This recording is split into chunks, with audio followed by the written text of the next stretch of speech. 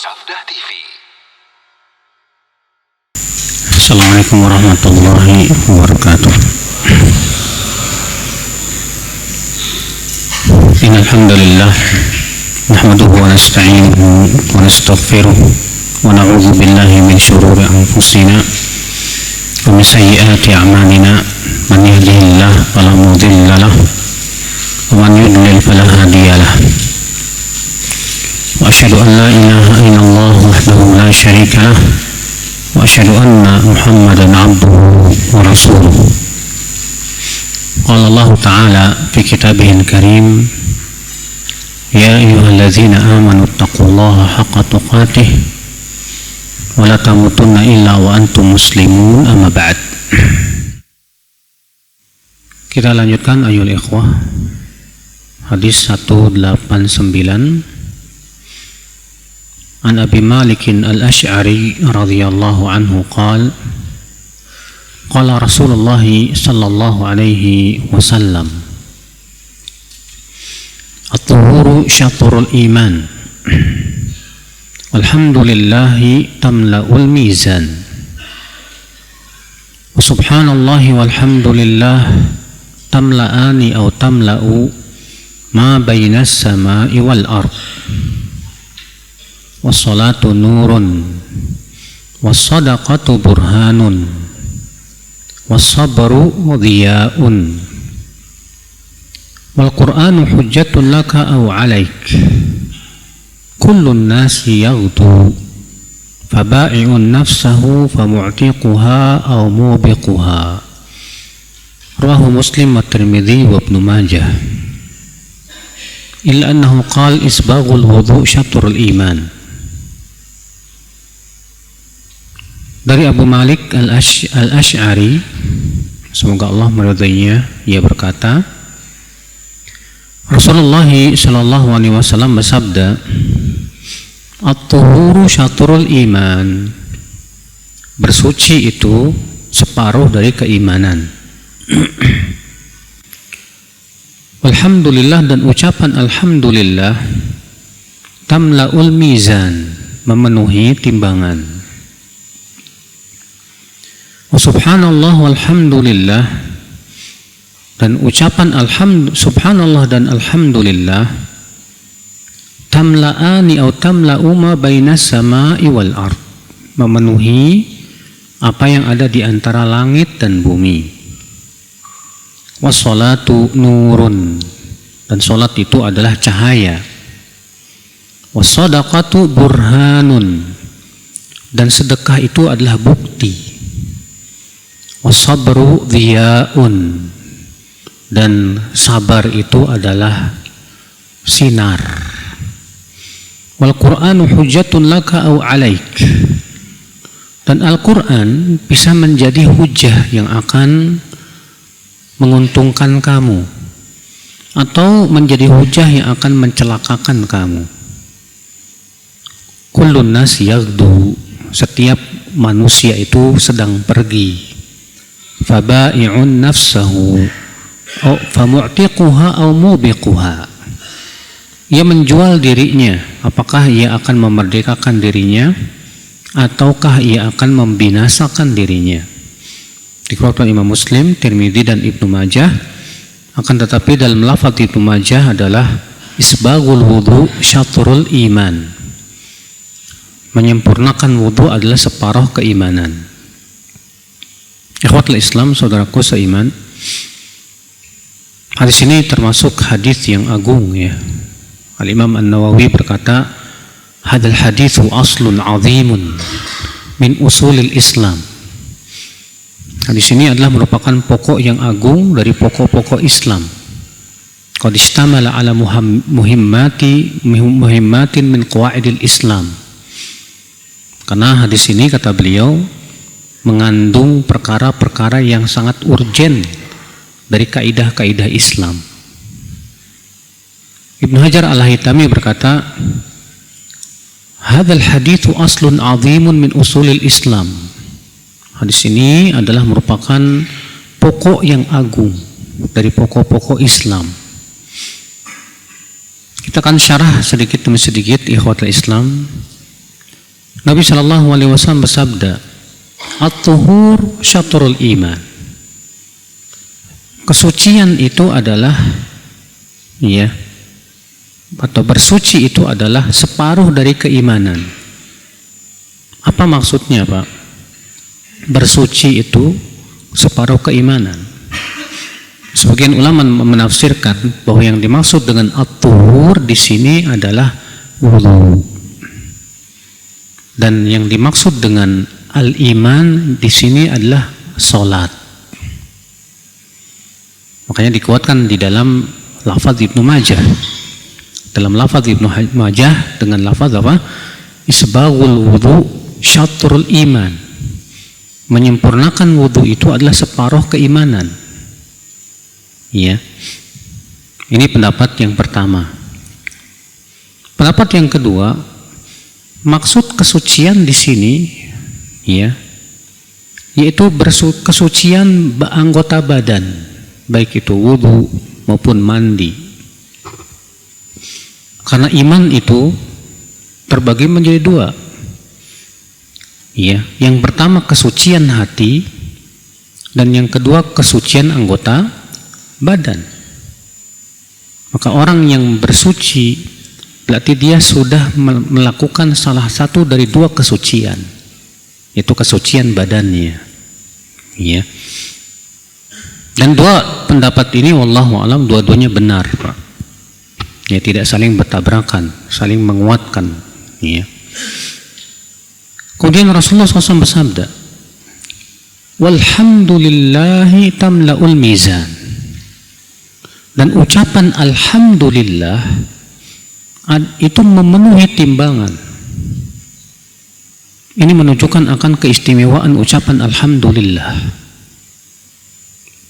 di mana Nabi mengatakan bahwa alhamdulillah itu memenuhi timbangan.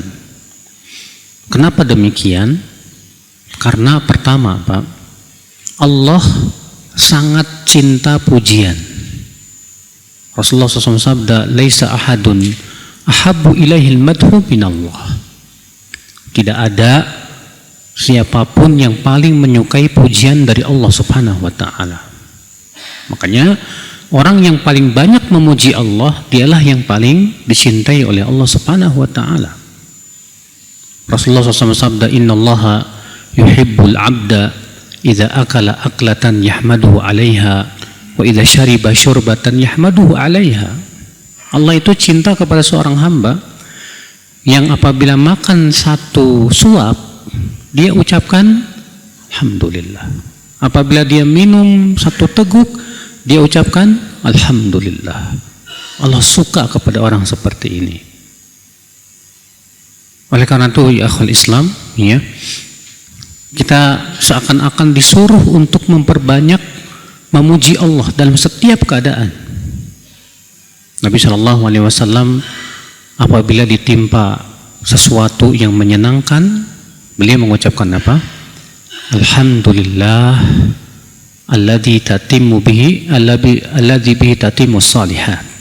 Segala puji bagi Allah, ya, dengan yang dengannya menjadi sempurna perkara-perkara yang saleh. Dan apabila Nabi ditimpa sesuatu yang tidak menyenangkan, maka Nabi mengatakan apa? Alhamdulillahi ala kulli hal. Bayangkan akhul Islam, Nabi SAW memuji Allah dalam setiap keadaan. Bahkan ketika kita ditimpa musibah pun dianjurkan memuji Allah, Pak. Sebutkan dalam hadis bahwa Rasulullah SAW bersabda, Rasulullah bersabda, "Idza qabadallahu walada 'abdi, qala Allahu li malaikatihi, qabadtum walada 'abdi, qabadtum thamrata fuadi." Qalu na'am. Qala Allah, "Famadza qala 'abdi?" Qalu, "Hamidaka wastarja." Qal, "Ibnu li 'abdi baitan fil jannah wa sammuhu baital hamdi." Apabila Allah mewafatkan anak seorang hamba, Allah akan berfirman kepada malaikat yang mencabut nyawanya, "Kamu sudah mencabut nyawa anak hambaku. Kamu sudah mencabut nyawa buah hatinya. Maka malaikat ini berkata, betul ya Allah. Lalu Allah bertanya, apa yang ia ucapkan ketika anaknya meninggal dunia? Malaikat itu berkata, hamidaka wastarja.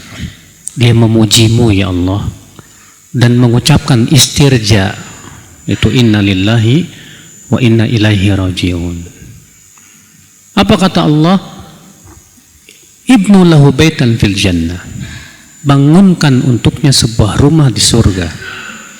Wasammuhu baital hamdi, dan namai rumah itu sebagai rumah pujian. Masya Allah. Saya saat buah hatinya yang saat ia cintai meninggal dunia, ternyata ia puji Allah. Alhamdulillah. Inna lillahi wa inna ilaihi rajiun. Ya. Karena hakikatnya ya akhal Islam, musibah yang Allah berikan kepada seorang hamba itu keuntungan buat dia. Anaknya meninggal menjadi hijab dari api neraka, maka ia memuji Allah subhanahu wa ta'ala. Alhamdulillah tamla'ul mizan. Betapa banyaknya Allah memuji dirinya Pak dalam Al-Quranul Karim, dalam surat yang paling agung yang merupakan awal Al-Quran, itu surat Al-Fatihah. Allah berfirman, alhamdulillahi rabbil alamin. Segala puji Allah Rabbul Alamin. Karena memang Allah berhak, memang Allah terpuji, terpuji dalam namanya, terpuji dalam sifatnya, terpuji di dalam takdirnya, dalam ketentuannya, terpuji dalam perbuatannya, dalam penciptaannya, dalam syariatnya, semua terpuji.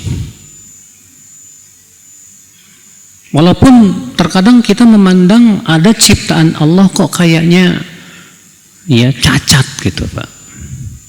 Ada orang terlahir dalam keadaan cacat, maka kita katakan Allah terpuji dalam menjadikan dia cacat. Hanya Allah yang maha tahu hikmah-hikmah di balik itu. Sedangkan kita ilmunya hanya sedikit saja. Maka ikhwatul Islam ya, senantiasa kita berusaha puji Allah. Alhamdulillah. Karena itu bisa memenuhi apa? Timbangan. Kemudian Rasulullah bersabda, subhanallah walhamdulillah tamla'u aw tamla'ani ma bainas sama'i wal ard. Dan ucapan subhanallah dan alhamdulillah bila digabungkan, maka ini memenuhi apa yang ada di langit dan di bumi. Allahu Akbar. Karena hakikat subhanallah itu artinya apa Pak? Maha suci Allah. Kita mensucikan Allah dari berbagai macam kekurangan. Kita sucikan Allah dari berbagai macam aib yang tidak pantas bagi Allah subhanahu wa ta'ala. Makanya Allah berfirman, subhana rabbika rabbil izzati amma yasifun wasalamun alal mursalin walhamdulillahi rabbil alamin. Subhana rabbika rabbil izzah, maha suci Rabbmu pemilik kemuliaan, amma yasifun, dari yang disifati oleh orang-orang musyrikin itu. Karena orang-orang musyrikin mensifati Allah dengan sifat-sifat yang tidak layak. Kemudian Allah berfirman, wasalamun alal mursalin, dan keselamatan untuk para rasul, karena para rasul mensifati Allah dengan sifat-sifat yang sempurna dan mensucikan Allah dari berbagai macam aib dan kekurangan. Lalu Allah memuji dirinya, walhamdulillahi rabbil alamin. Ikhwatul Islam, saudaraku seiman, maka subhanallah mensucikan Allah dari kekurangan. Alhamdulillah memuji Allah atas setiap perbuatannya dan ketentuan serta takdirnya, demikian pula syariatnya. Maka ini ucapan yang luar biasa Pak. Iya. Sampai Rasulullah mengatakan itu bisa memenuhi langit dan bumi. Iya. Makanya dua kata ini, yaitu subhanallah dan alhamdulillah, sangat dianjurkan kita untuk mengucapkannya. Nabi Shallallahu Alaihi Wasallam di akhir hayatnya ya, Allah turunkan surat apa? An-Nasr.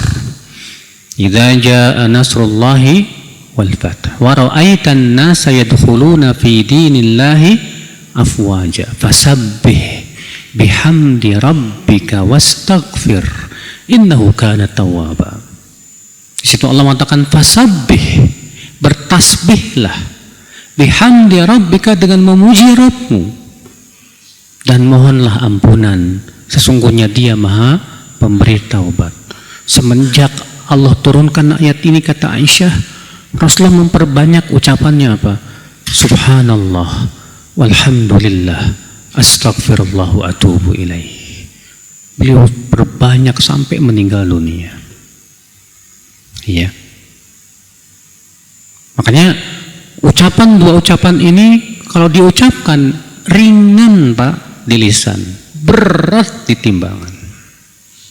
Kata Rasulullah SAW, kalimatani khafifatani fil lisan, saqilatani fil mizan, habibatani indar rahman, subhanallahi wa bihamdih, subhanallahil azim. Ada dua kalimat yang ringan di lisan, berat di timbangan, dicintai oleh Ar-Rahman. Subhanallahi wa bihamdi. Ini gabungan dari apa? Subhanallah dan Alhamdulillah. Maha suci Allah dengan memujinya. Subhanallahil azim.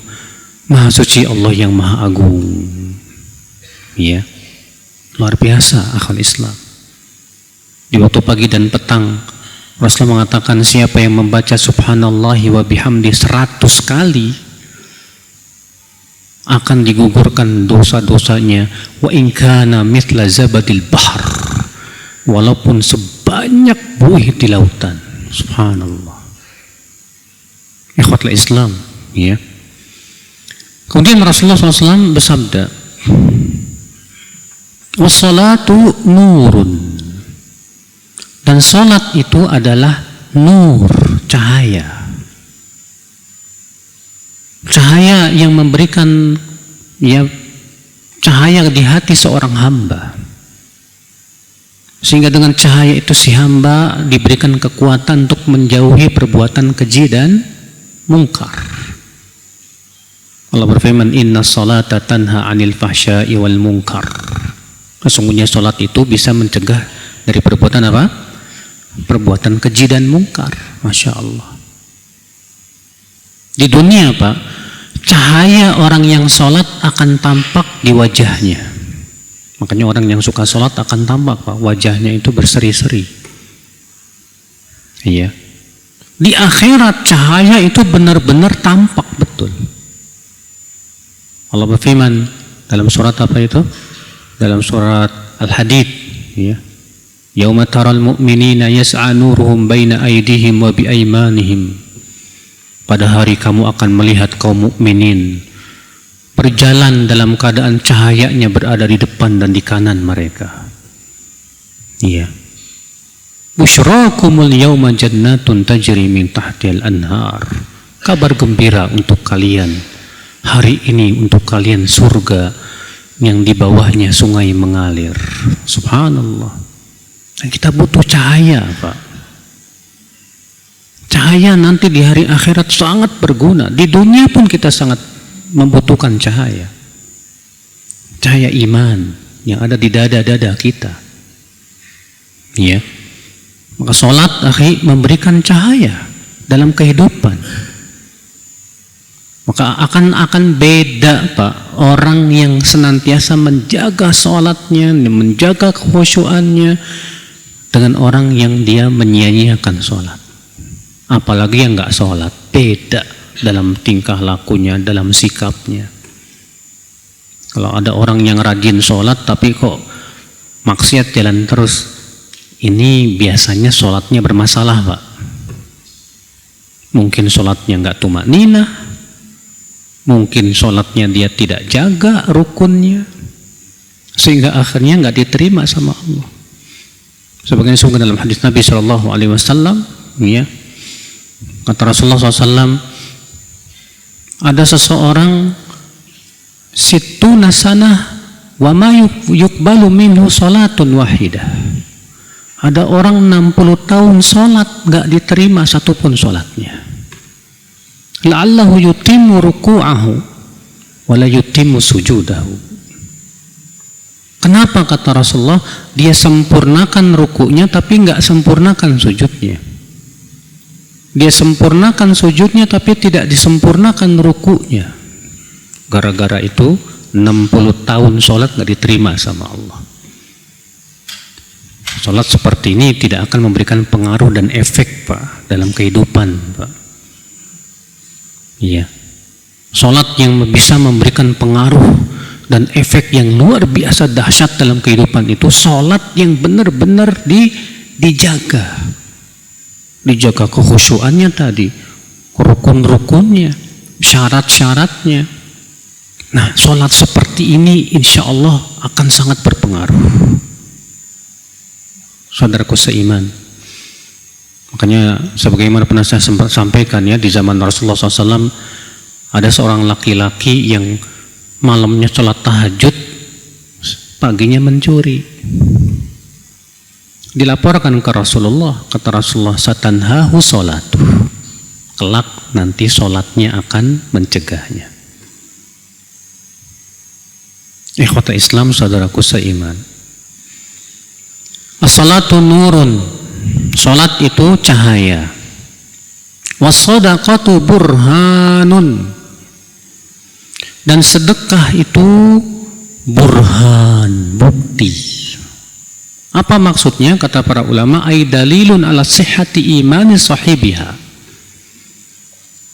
Artinya bukti akan kebenaran iman dia.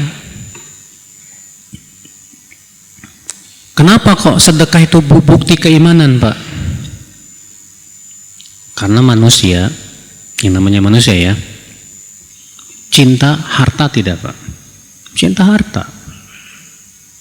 Ketika ia mau menginfakkan, mensedekahkan sesuatu yang ia cintai, itu bukti kalau dia beriman kepada Allah Subhanahu wa Ta'ala.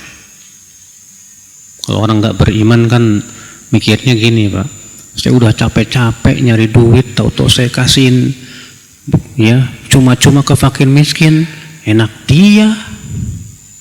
Ya.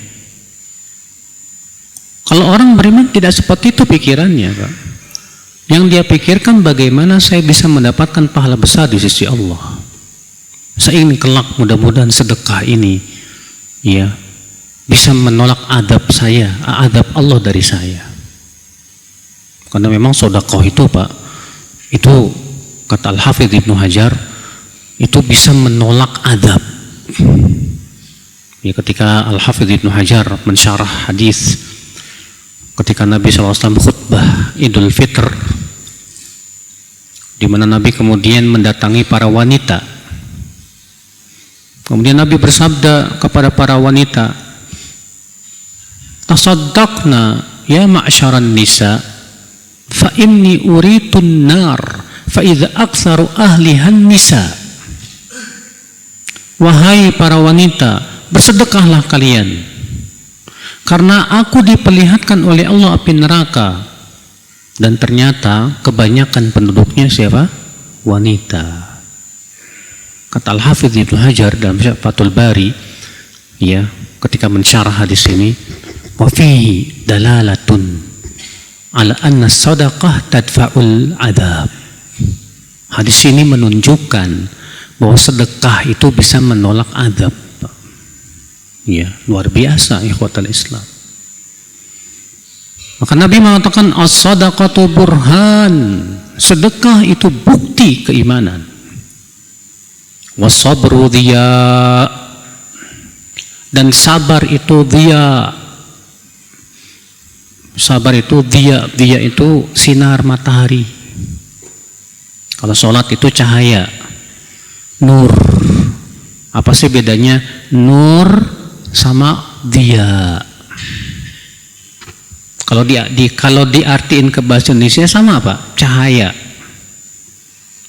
Tapi dalam bahasa Arab, nur itu cahaya yang tidak mengandung panas. Sedangkan dia cahaya yang mengandung apa? Panas, biasanya sih untuk matahari.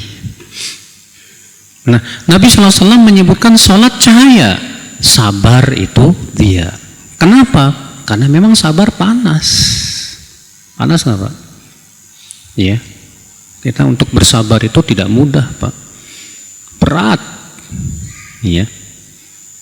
Maka Nabi SAW mengatakan was-sabru diya, dan kesabaran itu bagaikan sinar matahari. Manfaatnya luar biasa, tapi panas. Ikhwatul Islam, saudaraku seiman. Dan sabar ini Pak adalah merupakan modal kita dalam beriman Pak.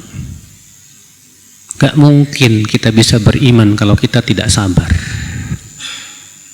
Karena konsekuensi kita beriman Pak, kita harus sabar untuk yang pertama apa? Untuk senantiasa menaati Allah. Ketaatan butuh sabar, kesabaran enggak Mas? Wallahi, ketaatan tuh butuh kesabaran Pak. Kita sholat aja disuruh sabar. Allah berfirman, wa'mur ahlaka bis-sholati wastabir 'alaiha. Perintahkan keluargamu untuk sholat dan sabarlah di atas sholat. Masya Allah. Ketika kita menjalankan perintah-perintah Allah, butuh sabar. Meninggalkan, yang kedua, meninggalkan larangan. Meninggalkan larangan butuh kesabaran, tidak apalagi ini. Untuk meninggalkan sesuatu yang sesuai dengan syahwat itu berat sekali Pak. Butuh kesabaran, Masya Allah. Yang ketiga, sabar menghadapi berbagai macam ujian dan cobaan. Diuji pada badan kita, dikasih oleh Allah sakit. Diuji oleh Allah pada harta kita. Ya. Diuji oleh Allah Subhanahu wa taala, ya, oleh tetangga-tetangga kita. Selalu yang namanya hidup orang yang beriman tuh nggak bakal lepas dari apa? Ujian Mas. Jangan pernah Anda berkata, saya tidak ingin diuji. Nggak mungkin. Pasti ujian menghampiri kita. Allah berfirman, Alif Lam Mim, ahasiban nasu ayyutraku ayyaqulu amanna wahum la yuftanun.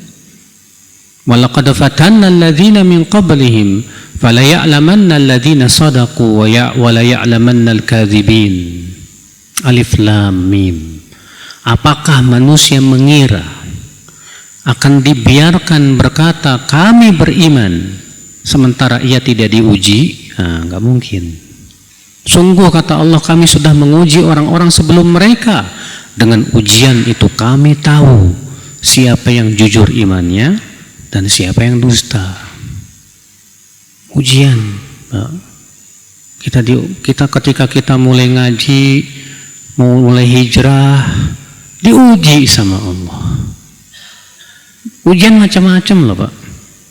Ujian terkadang kesusahan hidup, syaratnya rezeki. Allah ingin lihat benar nggak kita mau hijrah tuh Pak. Ujian terkadang bahkan kesenangan diberikan oleh Allah, berbagai macam kenikmatan harta. Tapi Pak, saya yakin semua kita pengennya diuji dengan kesenangannya nggak Pak? Siapa di antara kita yang ingin diuji dengan kesusahan? Tidak ada. Kita maunya diuji dengan kenikmatan. Padahal banyak orang yang bisa sabar dengan kesusahan dan banyak orang yang tidak sabar dengan kenikmatan. Hudzaifah bin Yaman berkata, kunna btulina ala ahdi Rasulullah SAW bid-dharra fasabarna.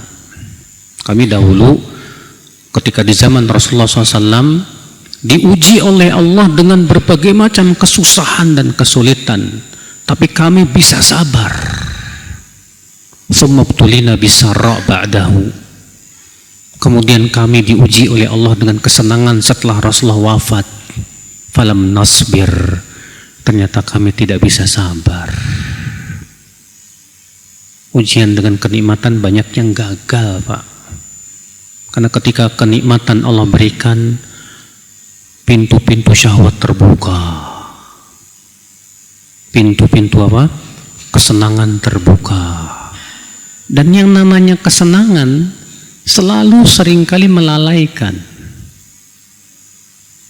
Berapa banyak orang-orang yang diberikan oleh Allah kenikmatan dan kesenangan, dia lalai dari mengingat Allah, sibuk dengan syahwat, dia pun sombong, angkuh dengan kenikmatan-kenikmatan yang telah Allah berikan kepada dia, tidak bersyukur kepada Allah, ternyata nggak sabar dengan kenikmatan. Ikhwatul Islam, saudaraku seiman, bukan berarti kita kemudian minta sama Allah, ya Allah uji saya dengan kesusahan, enggak. Yang kita ucapkan apa? Rabbana atina fid dunya hasanah wa fil akhirati hasanah wa qina adzabannar. Itu yang kita ucapkan, akhwal Islam. Kata Rasulullah, wasabru diyaun. Sabar itu adalah cahaya. Antum tahu kan Pak, kenikmatan penduduk surga itu luar biasa Pak. Dari mana mereka mendapatkan kenikmatan surga? Hasil dari kesabaran yang sebentar di dunia. Karena di dunia dulu mereka sabar menaati Allah, mereka dulu di dunia sabar meninggalkan maksiat, maka Allah berikan balasan kenikmatan yang luar biasa di dalam surga. Maka dari itulah ya akhi, kita ada dua pilihan. Pilihan kita sabar di dunia sebentar, lalu kita mendapatkan kenikmatan, atau tidak sabar di dunia, kita harus sabar dalam api neraka. Silakan pilih sabar yang mana yang kita mau, Pak. Orang yang berakal lebih memilih sabar sebentar di dunia untuk menaati Allah. Kemudian setelah kita meninggal dunia, kita mendapatkan kenikmatan di alam kubur. Kita bisa mendapatkan kenikmatan di kehidupan akhirat. Tapi orang yang gak berakal, dia akan lebih mendahulukan kenikmatan-kenikmatan dunia, syahwat dunia. Sehingga akhirnya dia harus sabar menghadapi azab api neraka. Allah berfirman kepada penduduk api neraka, islauha fasbiru aw la tasbiru sawaun alaikum. Rasakan panasnya api neraka ini. Kalian sabar atau kalian nggak sabar, sama aja buat kalian. Kalau di dunia kesabaran itu bermanfaat, Mas. Tapi di akhirat kesabaran sudah tidak ada manfaatnya, Allah. Kita lanjutkan. Kemudian Rasulullah SAW bersabda, wal Qur'anu hujjatun laka au alaika. Dan Al-Quran itu bisa menjadi hujah yang akan membelamu, yang menguntungkan kamu, atau Al-Quran akan menjadi hujah yang akan mencelakakan kamu. Ini hati-hati Pak. Setiap kita punya mushaf Al-Quran, alhamdulillah. Di rumah-rumah kita ada mushaf Al-Quran Pak. Ini Al-Quran bisa menyeret kita ke neraka, atau Al-Quran akan membela kita dari api neraka. Kapan Al-Quran akan menyeret kita ke neraka? Kalau kita tidak peduli dengan Al-Quran, kita tidak mau baca Al-Quran, kita tidak mau mengamalkan Al-Quran, kita tidak mau mentadaburi Al-Quran, kita lemparkan Al-Quran ke punggung-punggung kita, Pak. Allah mengumpamakan orang-orang Yahudi yang diberikan oleh Allah Taurat, tapi tidak mempelajarinya, tidak mengamalkannya. Seperti apa sih Pak? Seperti keledai. Allah berfirman, "Matsalul ladzina hummilut Taurata tsumma lam yahmiluha kamatsalil himari yahmilu asfara." Masya Allah. Perumpamaan orang yang diberikan kepada mereka Taurat, tapi mereka tidak membawa Taurat dengan semestinya. Maka perumpamannya, kata Allah, seperti keledai yang membawa kitab-kitab apa? Besar. Antum tahu keledai? Keledai tidak paham yang dia bawa itu kitab suci apa bukan. Bagi keledai ini beban, bagi keledai ini memberatkan. Maka kalau antum seperti keledai menganggap Al-Quran itu cuma beban, ini musibah. Maka ya akhi, jangan sampai Al-Quran malah menyeret kita ke dalam api neraka. Baca Al-Quran, fahami Al-Quran, tadabburi Al-Quran.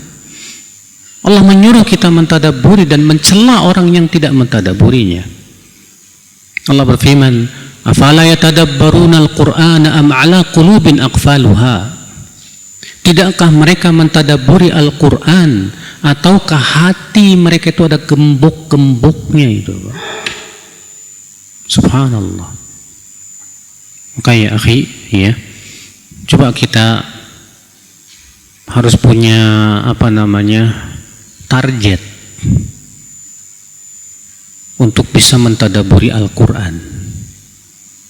Dahulu di zaman Rasulullah, para sahabat itu mempelajari ayat Al-Quran itu 10 ayat Pak.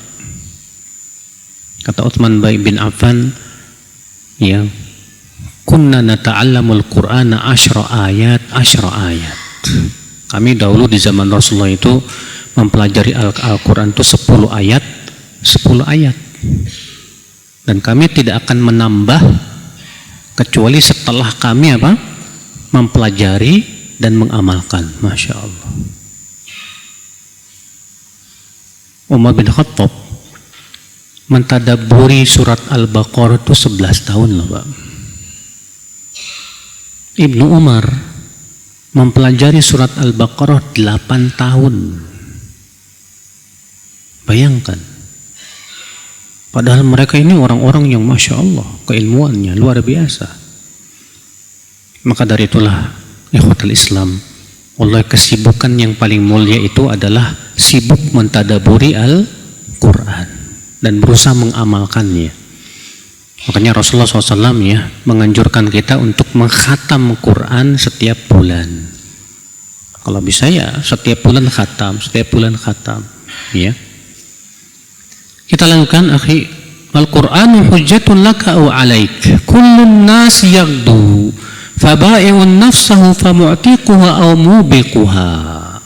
Setiap manusia itu pergi untuk menjual dirinya kepada Allah.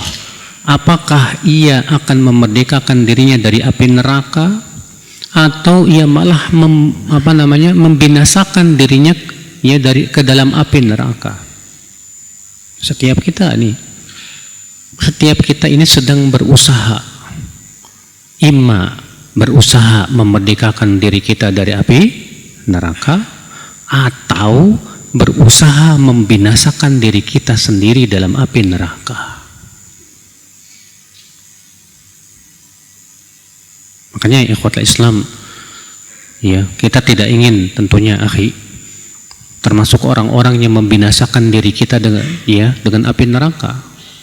Kita ngikutin hawa nafsu, ngikutin syahwat, tidak peduli dengan batasan-batasan Allah. Habis waktu kita untuk hal-hal yang dimurkai oleh Allah. Itu namanya kita membinasakan diri.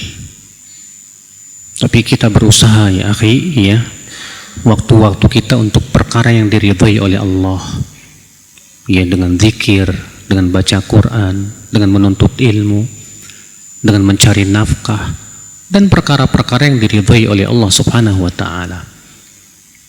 Demikian, wabillahi taufiq. Subhanakallah bihamdik, asyhadu an la ilaha illa anta, astaghfiruka wa atubu ilaik. Assalamualaikum warahmatullahi wabarakatuh.